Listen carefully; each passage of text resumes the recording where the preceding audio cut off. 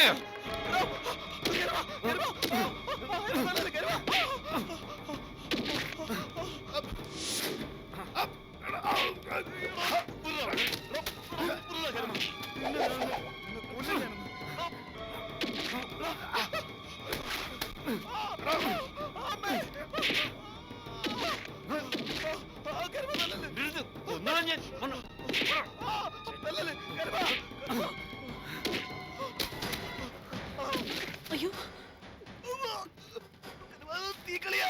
അതേടാ നീരേറ്റിലെ കൃഷ്ണപിള്ളയുടെ കൊച്ചുമോളോട് തെമ്മാടത്തിനെ കാണിച്ചോ തീക്കളിയാൻ നിന്നെ ഞാൻ പഠിപ്പിക്കും.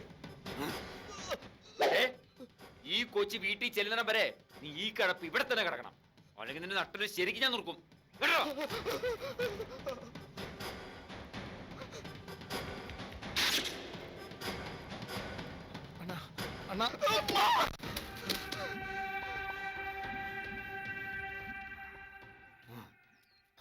കുഞ്ഞു വയ്ക്കോ. താങ്ക്സ്. പേരെന്താന്നാ പറഞ്ഞേ? കരിമൻ. വെല്ലുമലക്കറിയാം, കാട്ടി കഴിഞ്ഞോടുന്ന ഒരാളാ. കുഞ്ഞു ധൈര്യമായിട്ട് വയ്ക്കോ.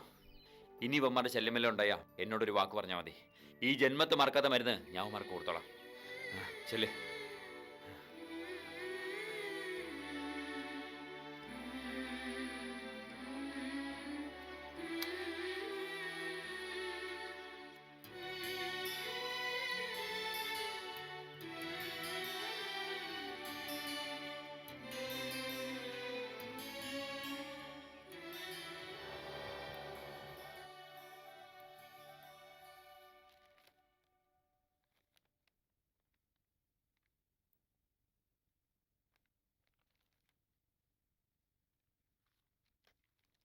മോള് തിരക്കിലാന്നോ? ഏയ്, എന്താ അമ്മച്ചി? അത് എനിക്കൊരു കാര്യം പറയാനുണ്ടായിരുന്നു.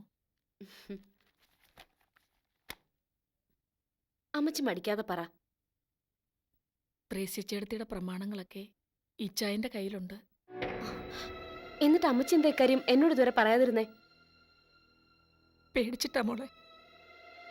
എത്ര ദുഷ്ടനാണേലും അങ്ങേരെന്റെ കഴുത്തിൽ മിന്നി കെട്ടിയ ആളല്ലയോ. ഇനിയും പിടിച്ച് ജയിലിലിട്ട എനിക്കത് സഹിക്കാനൊക്കോ? എപ്പോഴത് കൈ കിട്ടേ? തടത്തലച്ചനെ കൊന്ന് പ്രമാണങ്ങൾ എടുത്തത് ഫിലിപ്പോസ് ആണോ? അയ്യോ അല്ല മോളെ, പ്രമാണങ്ങൾ ടോമിച്ചന്റെ കയ്യിൽ തന്നെ ആയിരുന്നു. അവനത് ചേടത്തേക്ക് കൊണ്ടു കൊടുത്ത് തിരികെ പോകുന്ന വഴിക്ക് ആരോ കൊന്നു കളഞ്ഞത്. അതെന്നതായാലും ഇച്ചായനല്ല. പ്രമാണങ്ങൾ കിട്ടിയില്ലെങ്കിൽ ചേടത്തെ ഇച്ചായം കൊല്ലുമെന്ന് തീർച്ചയായപ്പോ നിവൃത്തിയില്ലാതെ വന്നപ്പോഴാ എന്റെ പെട്ടിക്കകത്ത് ഒളിപ്പിച്ചു വെച്ചിരുന്ന പ്രമാണങ്ങൾ ഞാനെടുത്ത് ഇച്ചായന് കൊടുത്തത്. അതിന്റെ പിറ്റേന്നൊരു വക്കീല് ഏതാണ്ട് കടലാസുകളൊക്കെ ശരിയാക്കി രജിസ്റ്റർ ഓഫീസിൽ ചെന്ന് ഒക്കെ ഇച്ചായന്റെ പേരിലാക്കി കൊടുത്തു. ഇല്ലമ്മച്ചി, എന്റെ കൊക്കിന് ജീവനുണ്ടെങ്കിൽ ഞാനിത് സമ്മതിക്കില്ല. ആ സ്വത്തുക്കൾ ത്രേസ്യാമ്മച്ചി വഴി സാധുക്കളെ സേവിക്കാൻ വേണ്ടി ഉപയോഗിക്കാനുള്ളതാ. അത് ത്രേസ്യാമ്മച്ചിക്ക് കൊടുത്ത സായിപ്പിന്റെ ലക്ഷ്യം അതായിരുന്നു. പക്ഷേ ഇനി അത് കിട്ടുമോ മോളെ? കിട്ടും, കിട്ടിയേ തീരൂ. ത്രേസ്യാമ്മച്ചിക്ക് ബോധം വന്നാൽ ഉടനെ ഒരു പരാതി എഴുതി വാങ്ങിച്ച് ഫിലിപ്പോസിനെ ഞാൻ അറസ്റ്റ് ചെയ്യും. ആ വീട് റെയ്ഡ് ചെയ്ത് പ്രമാണങ്ങൾ കണ്ടെത്തുകയും ചെയ്യും. എവിടെ ചെന്നാലും സ്വൈര്യം കിട്ടുകയല്ലോ എന്റെ കർത്താവേ. ഇതിനു മാത്രം എന്നാ പാവമാ ഞാൻ ചെയ്തേ. ഇനി എന്നതൊക്കെ കാണണം ഞാൻ ഈ കണ്ണുകൊണ്ട്. അമ്മച്ചി, പാപികളെ പന പോലെ വളർത്തുന്നത് ദൈവത്തിന്റെ ഒരു വിനോദം. പാപം ചെയ്ത് വളരും തോറും ശിക്ഷയുടെ ശക്തിയും കൂടും. ദൈവം ഇനി ഫിലിപ്പോസിന് കൊടുക്കാൻ പോകുന്ന ശിക്ഷ നമ്മളൊക്കെ പ്രതീക്ഷിക്കുന്നതിന്റെ അപ്പുറമായിരിക്കും.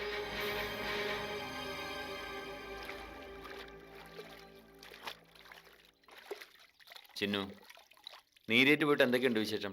അനന്ത മുതലാളിയുടെ ചേച്ചി പാർവതി കൊച്ചമ്മയും മോളും വന്നിട്ടുണ്ട്. പക്ഷെ എനിക്ക് കാണാൻ പറ്റിയില്ല. അവർ പുറത്തെവിടെയോ പോയിരിക്കുമായിരുന്നു. പക്ഷെ ഞാൻ കണ്ടു ആ കൊച്ചിനെ. അതെപ്പോ? ആ കൊച്ചിനെ രാജപ്പൻ ഉപദ്രവിക്കാൻ ശ്രമിക്കുന്ന സമയത്താ ഞാൻ ചെന്ന് വിട്ടത്. നല്ല 2 പൂശും കൊടുത്ത് അവരെ ഓടിച്ചു വിട്ടു. ആഹാ, ഇതിനിടയിൽ അങ്ങനെ ഒരു സംഭവം ഉണ്ടായോ? എന്തായാലും നന്നായി. ആ രാജപ്പന്റെ ശല്യം കാരണം ആർക്കും വഴി നടക്കാൻ വയ്യാത്ത അവസ്ഥയായി. ഇനിയെങ്ങാനും അവൻ ആ കൊച്ചിനെ ഉപദ്രവിച്ചാ കൈവെട്ടുമെന്നാ പറഞ്ഞിരിക്കുന്നത് ഞാൻ. എന്തായാലും നാട്ടിലെത്തിയ ഉടനെ മൃദുലക്കുഞ്ഞിനൊരു രക്ഷകനെ കിട്ടിയല്ലോ. ആ അത് പോട്ടെ, ഞാൻ പറയാൻ വന്നത് വേറൊരു കാര്യമാ. പാവം പങ്കേന്റിയുടെ അവസ്ഥ ആകെ കഷ്ടത്തിലാ. ഒരുമാതിരി കരയിൽ പിടിച്ചിട്ട മീനിനെ പോലെ. ഇനിയും തൂങ്ങിച്ചാവാൻ നോക്കുവെന്ന എന്റെ പേടി. ഇക്കാര്യത്തിൽ ഞാനോ നീയോ വിചാരിച്ചിട്ട് ഒരു പരിഹാരം ഉണ്ടാവില്ല ചിന്നു. ജോയിച്ചാനും സോഫി കൊച്ചമ്മയും തന്നെ വിചാരിക്കണം. അവർ നിർബന്ധമായിട്ട് വന്ന് വിളിച്ചോണ്ട് പോകണം. അതേ ഉള്ളൊരു വഴി. പക്ഷേ ഈ ജന്മത്തിൽ ഇനി സോഫി കൊച്ചമ്മയുടെ അടുത്തേക്ക് പോകില്ലെന്നാ പങ്കിയാൻറ്റി പറഞ്ഞത്. പിന്നെന്തോ രക്ഷ? നമുക്ക് ഇങ്ങോട്ട് കൂട്ടിക്കൊണ്ട് വന്നാലോ കരുമ? ഇങ്ങോട്ടോ? ആകെപ്പാടെ ഒറ്റ മുറിയുള്ള ഈ വീട്ടിലേക്ക് എങ്ങനെ ചിന്നു വേറൊരാളെ താമസിപ്പിക്കുന്നത്? അതും ഒരു ഗർഭിണിയെ. പെട്ടെന്ന് എന്തെങ്കിലും ഒരു ആവശ്യം വന്നാ എന്ത് ചെയ്യും നമ്മള്? അതൊന്നും സാരമില്ല കരുമ, നമ്മളൊക്കെ ഇല്ലേ ഇവിടെ. പിന്നെ പേരെടുക്കാൻ മുത്തിയോളം കഴിവുള്ള വേറെ ആരാ ഇവിടെ ഉള്ളത്? നിന്റെ ആശ അതാണെങ്കിൽ അയക്കൂ, എനിക്കെന്താ വിരോധം? എന്തായാലും ഒരാൾക്ക് കാവലടക്കമുണ്ട്, ഇനി രണ്ടാൾക്ക് കാവലടക്കാം. ഈ മുറ്റത്തെ കാവല് മകരത്തോടെ തീരുമല്ലോ കരുമ. പിന്നെ മഞ്ഞത്ത് നിന്നെ ഒറ്റയ്ക്ക് കിടക്കാൻ ഞാൻ സമ്മതിക്കത്തില്ല.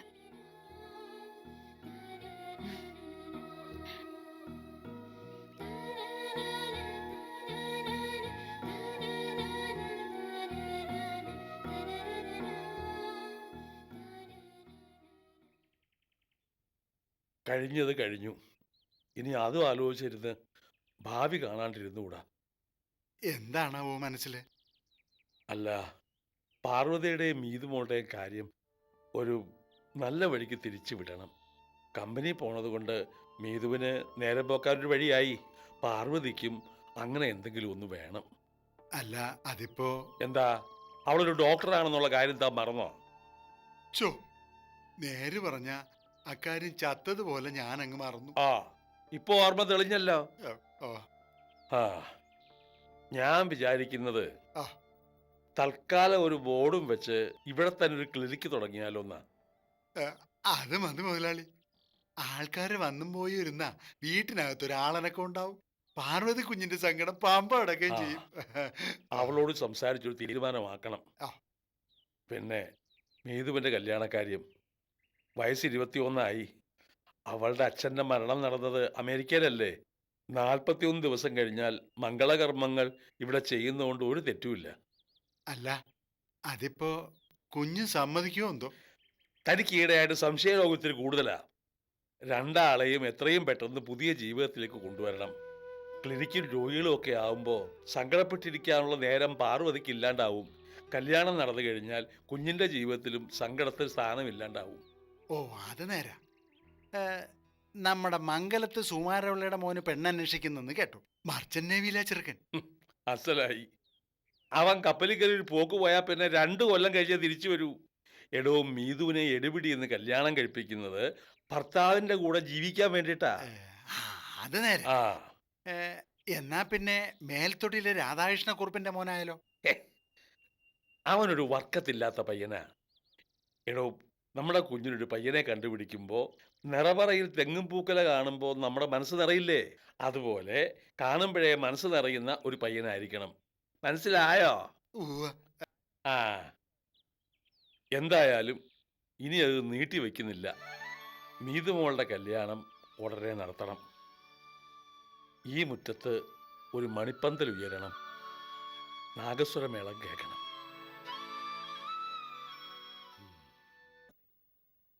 അതെ, ഓഫീസിൽ ഒരുപാട് ജോലി ഉണ്ടായിട്ടും നീ വിളിച്ച ഉടനെ ഓടി വന്നത് വല്ലവന്റെ വീരചരിതം കേൾക്കാനല്ല. നിതിൻ, ഇതങ്ങനെ വല്ലവനൊന്നുമല്ല. He's brave and strong. ഒറ്റയ്ക്ക് അവന്മാരെ കരിമൻ അടിച്ചോടിച്ചത്. Wow, what a performance. He's a real hero. ദേ, ഒന്ന് നിർത്ത്. ഏതോ ഒരു കാട്ടുജാതിക്കാരൻ വന്ന് നിന്നെ രക്ഷിച്ചെന്നും പറഞ്ഞ് ഇങ്ങനെ എക്സൈറ്റഡ് ആവണോ നീ? നിതിൻ, നിനക്ക് അറിഞ്ഞൂടാത്ത ഒരാളെ നീ എന്തിനാ ഇങ്ങനെ ഇൻസൾട്ട് ചെയ്യുന്നേ? That's not fair. നീ ഈ പറയുന്ന കരുമന്റെ സ്ഥാനത്ത് ഞാനായിരുന്നാലും ഇത് തന്നെ സംഭവിക്കും. കാരണം നിന്നെ ആരെങ്കിലും അപമാനിക്കുന്ന കണ്ട എനിക്ക് സഹിക്കാൻ പറ്റൂ. ഇതിന്റെ 10 ഇരട്ടി ഹാർഷായിട്ട് ഞാൻ പ്രതികരിക്കും. Because you are too close to me. Thank you. You are intelligent but not strong like Karuman. ആദിവാസികൾക്കിടയിലെ ഗുണ്ടയാ കരുമൻ. പണ്ട് ആരെയൊക്കെ കൊന്നിട്ടുണ്ട് പോലും. റിയലി? ഓ, അതും ഇപ്പൊ ഹീറോയിസ് ആക്കാണോ? See Mridula, you are so dear to me. എങ്കിൽ ഞാൻ പറയുന്ന കാര്യം ചെയ്യാവോ? പിന്നെന്താ? ദേ, കരാട്ടയില് ബ്ലാക്ക് ബെൽറ്റ് ഉള്ള ആളാ ഞാൻ. കരുമനെ പോലെ 4 പേരെ ഒറ്റയ്ക്ക് കൈകാര്യം ചെയ്യാൻ എനിക്കറിയാം. Okay, you do one thing. ഈ പുഴ ചാടി അക്കരെ വരെ ഒന്ന് സ്വിം ചെയ്യാമോ? അത് നീന്തൽ എനിക്ക് അത്ര വശമില്ല. Poor boy. Anyway, you're naughty. I like you. Thank you so much. Then come on, let's go.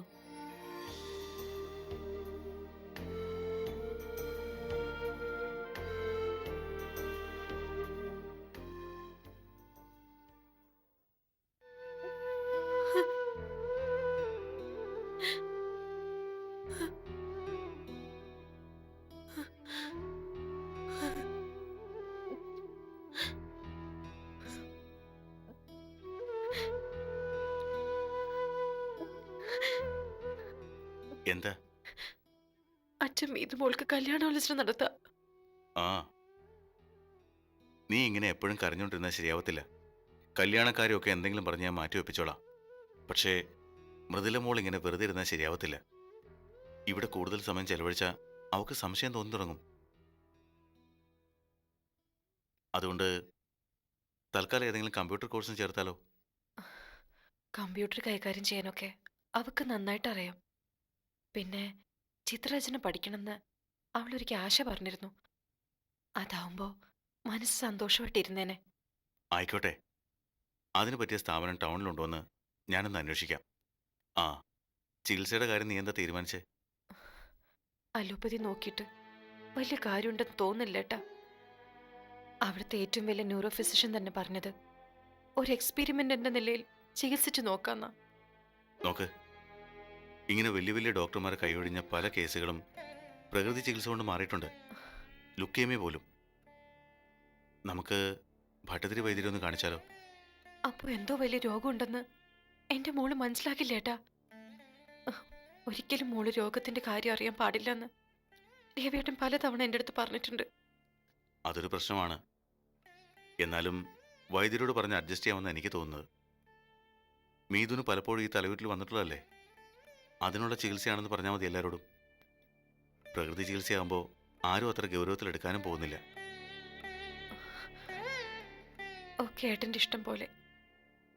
നീ ധൈര്യം കൈവിടാൻ പാടില്ല. അതേ ഏട്ടന് പറയാനുള്ളൂ.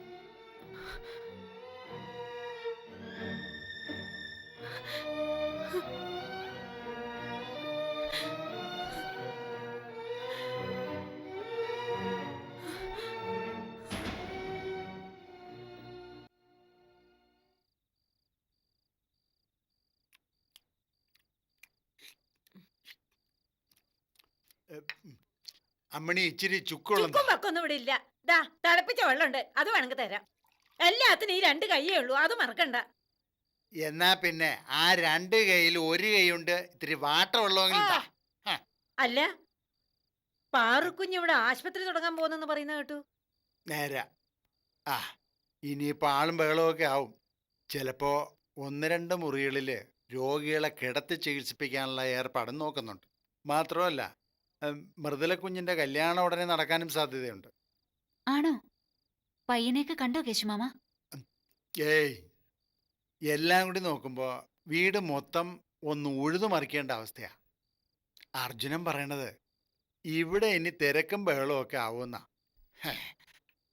അപ്പൊ പിന്നെ പങ്കി ജോയിയുടെ അടുത്ത് തന്നെ തിരിച്ചു പോകുന്നത് നല്ലതെന്നാ അവരുടെ അഭിപ്രായം. അങ്ങനെ പറഞ്ഞായതേ, ദേ ഇപ്പൊ നിങ്ങൾക്ക് വിവരം വെച്ചു തുടങ്ങി. പങ്കി, ഈ പരുവത്തി നീ ഈ വീട്ടിൽ തലങ്ങും വിലങ്ങും നടന്നാ ചെറുക്കന്റെ വീട്ടുകാരൊക്കെ വരുമ്പോ 100 ചോദ്യങ്ങളാവും. കേശവൻ നായർ നാളെ തന്നെ ചെന്ന് ജോയിക്കുട്ടി അങ്ങ് വിളിച്ചോണ്ട് വാ. എന്തൊക്കെ പറഞ്ഞാൽ അവൻ നല്ല സ്നേഹമുള്ളവനാ.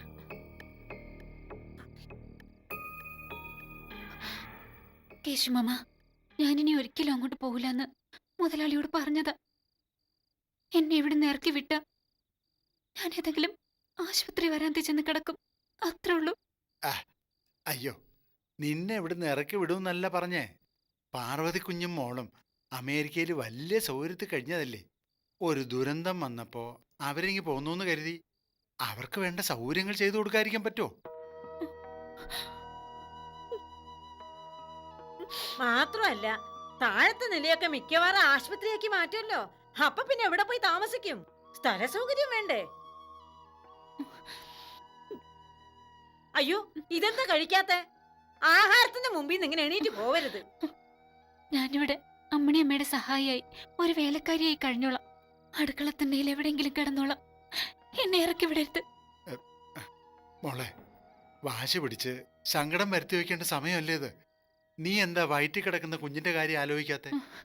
കുഞ്ഞിന്റെ അച്ഛന് അങ്ങനെ ഒരു ആലോചന ഇല്ലെങ്കിൽ പിന്നെ ഞാൻ എന്ത് ചെയ്യും? അതൊക്കെ ഞാൻ പറഞ്ഞ് ശരിയാക്കാം.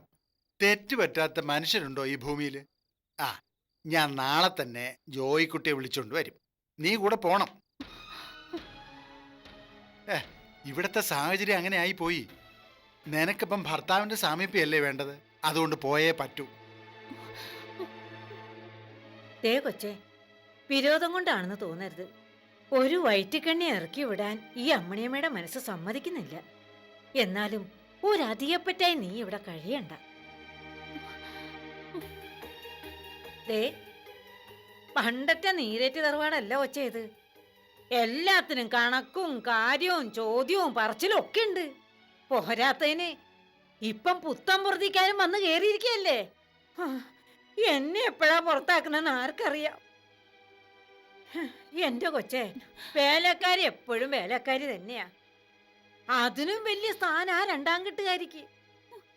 ജോയും സോഫിയും ഭാര്യാഭർത്താക്കന്മാരായി കഴിയുമ്പോ ഒരു രണ്ടാം കെട്ടുകാരിയായിട്ടാണെങ്കിലും നീ അവിടെ തന്നെ കഴിയുന്നതാ കൊച്ചെ നിനക്ക് നല്ലത്.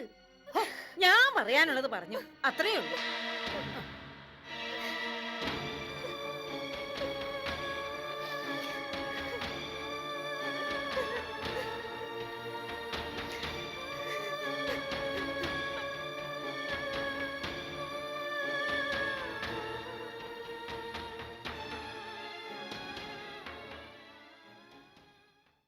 ഗർഭിണിയും നിരാലംബയുമായ പങ്കി എങ്ങോട്ട് പോകും? മാരകമായ രോഗമുള്ള മൃദുലയെ അതറിയാതെ വിവാഹം ചെയ്യിക്കാനുള്ള കൃഷ്ണപിള്ളയുടെ തീരുമാനം മൂലം എന്താണ് സംഭവിക്കുക? കോടിക്കണക്കിന് രൂപയ്ക്കുള്ള സ്വത്തുക്കളുടെ രേഖകൾ ഫിലിപ്പോസിന്റെ കയ്യിലുണ്ടെന്നറിയുന്ന സെലീന ഫിലിപ്പോസിനെ അറസ്റ്റ് ചെയ്യുമോ? ചിഹ്നവും കരുമനും എല്ലാം മറന്ന് പരസ്പരം വീണ്ടും ഒന്നിക്കുമോ? കഥയുടെ പുതിയ വഴിത്തിരിവുകൾ ഉടൻ പ്രതീക്ഷിക്കുക. കഥാപാത്രങ്ങൾ പുതിയ ജീവിത സാഹചര്യങ്ങളുമായി ഏറ്റുമുട്ടുമ്പോൾ ആരും പ്രതീക്ഷിക്കാത്തത് സംഭവിക്കുന്നു. കാത്തിരുന്ന് കാണുക. അരികിലില്ലേ ഞാൻ, അരികിലില്ലേ, അരികിലില്ലേ ഞാൻ, അരികിലില്ലേ, അണയാത്ത ജ്വാലയായി മനസ്സിലില്ലേ, അഴലിൻ്റെ മുകിലുകൾ